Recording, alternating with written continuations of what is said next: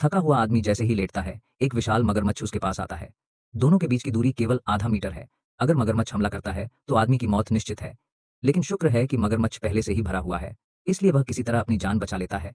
जब वह देख भाइयों, आज हम एक फिल्म देखने जा रहे हैं जो 2024 में रिलीज होगी। एक द्वीप पर आधारित डरावनी फिल्म आइलैंड हंटिंग। यह फिल्म जंगल के बैकग्राउंड में है, जो डरावनी माहौल बनाती है और इसमें राक्षसों का तत्व भी शामिल है। टोक्यो और सिंगापुर अंतर्राष्ट्रीय फिल्म महोत्सव में इसे 4 नामांकनों के साथ प्रस्तुत किया गया। कहानी द्वितीय विश्व युद्ध के दौरान शुरू होती है, जब जापानी सेना ने मित्र देश उन्हें पता चलता है कि वे एक द्वीप पर फंसे हुए हैं और उनके पैरों में भारी लोहे की जंजीरें हैं।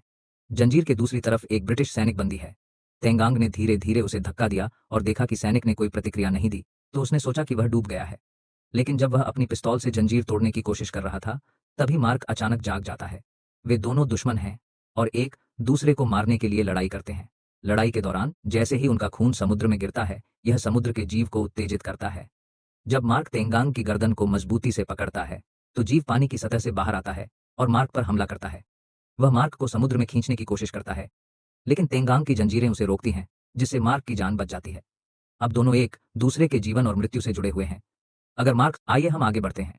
द्वीप पर फंसे दोनों अब समझ गए हैं कि उनका सबसे बड़ा दुश्मन एक दूसरा नहीं, बल्कि वह अदृश्य जीव है। अगर वे अब भी आपस में लड़ते रहे, तो दोनों उस जीव के भोजन बन जाएंगे। मार्क अभी भी सोच रहा है कि कैसे जीवित रहना है। मार्क ने हथियार छीन लिया। पिस्तौल में केवल एक गोली बची थी। उन्हें नहीं पता कि समुद्र का जीव कब फिर से प्रकट होगा। उन्हें तैयार रहना होगा।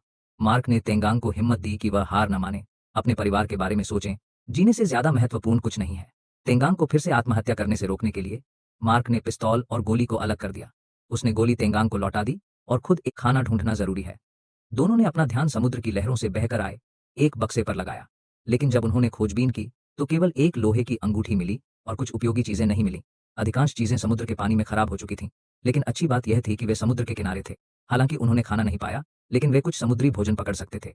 आधे दिन की बातचीत के बाद दोनों के बीच का रिश्ता काफी सुधर गया। इसलिए उसने विश्वासघात करने का फैसला किया। उसे अपमानित करने के लिए अधिकारी ने उसे और मार्क को एक ही बंदी के रूप में जंजीर में बांध दिया। खाने पीने के बाद दोनों ने यह सोचना शुरू किया कि कैसे लोहे की जंजीर को तोड़ा जाए। द्वीप पर बंधे होने के कारण वे